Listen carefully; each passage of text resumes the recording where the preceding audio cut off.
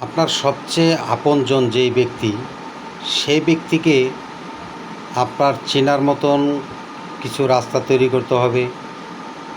ওই লোক আপনাকে অনেক ভালোবাসে, আপনিও অনেক ভালোবাসেন। হয়তো আপনার ফ্যামিলির কেউ হতে পারে বা আপনার বন্ধু বান্ধব ইত্যাদি এরকম কেউ হতে পারে। আপনার পাশে দেখবেন যখন আপনার কাছে টাকা থাকবে, তখন দেখবেন আপনার আপনজন পাশে আসবে, বন্ধুবান্ধব পাশে আসবে।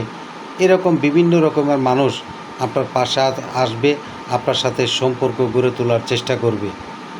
এটার কারণ কি জানেন? এটার কারণ একটাই, ওই যে আপনার কাছে যে টাকা আছে, সেই টাকাটি দেখেছেন অনেক বন্ধু এবং আপনার পরিবার আত্মীয় স্বজন। আপনার এই টাকাটা কিভাবে আপনার কাছ থেকে হাতিয়ে নিবি? হয়তো তার কোনো ব্যক্তিগত সমস্যা থাকতে পারে বা সমস্যা নাও থাকতে পারে। সমস্যা না থাকলেও তিনি কিন্তু তার প্রবলেম দেখাবে যে ভাই, আমার এই প্রবলেমটি হয়েছে, আমি এখন এমন একটি প্রবলেমে পড়েছি যে প্রবলেমের কারণে আমার 2 লাখ বা 5 লাখ টাকা লাগবে। যখন আপনার বন্ধু বা আপনার আত্মীয় স্বজন এই কথার পরে যখন আপনি টাকা দিবেন, টাকা দেওয়ার পরেই আপনার সেই সম্পর্ক কিন্তু আপনার থাকবে না, আর সেই বিশ্বাস আপনার থাকবে না। তখন সেই বিশ্বাস অবিশ্বাসে রূপান্তরিত হবে। আপনি হয়তো বলবেন যে ভাই, বিশ্বাস অবিশ্বাসে রূপান্তরিত কেন হবে? সেটার কারণ হলো একটাই, যখন তার কথা শুনে আপনি টাকা হাওলাত দিয়েছেন বা যে কোনোভাবে আপনি XYZ আপনি তাকে টাকা দিয়েছেন 2 লাখ বা 5 লাখ বা আরও বেশি হতে পারে। টাকা দেওয়ার পরে কিন্তু দেখবেন আস্তে আস্তে আস্তে আস্তে আস্তে সেই লোক আপনার কাছ থেকে একটু একটু করে দূরে সরে যাওয়ার চেষ্টা করবে। যখন দূরে সরে যাবে, তখন আপনার মনে করতে হবে এই লোক আমার যে টাকাটি নিয়েছে সেই টাকা না দেওয়ার জন্যে তিনি আস্তে আস্তে দূরে সরে যাচ্ছেন। হ্যাঁ, সেটার প্রমাণ পাবেন আপনি কোন সময়? যখন আপনি চলে যাবেন আপনার বন্ধু বা আপনার আত্মীয় স্বজনের কাছে, আপনি যার কাছে টাকা দিয়েছেন সেই ব্যক্তিকে আপনি বলবেন যে ভাই, এখন তো আমার টাকার প্রয়োজন, আপনি 2 মাস বা 3 মাসের কথা বলে টাকাটি নিয়েছেন, এখন আমার টাকা আমাকে দিয়ে দেন।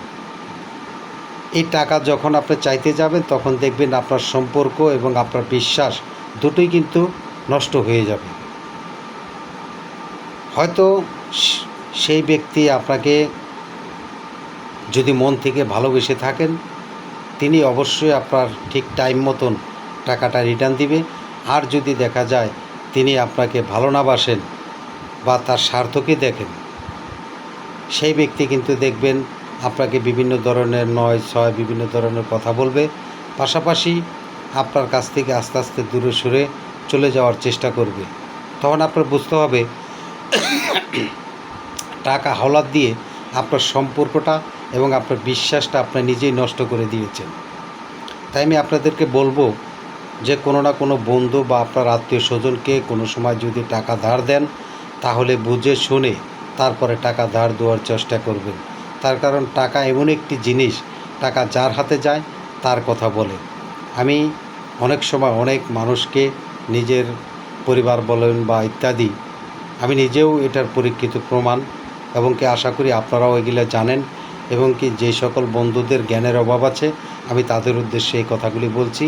অবশ্যই যদি কথা বুঝে থাকেন, অবশ্যই আমার কথাগুলি একটু হলেও শোনার চেষ্টা করবেন, বোঝার চেষ্টা করবেন। ভবিষ্যতে সেই সকল বন্ধুদের থেকে একটু হলেও দূরে থাকার চেষ্টা করবেন। সবাই ভালো থাকবেন।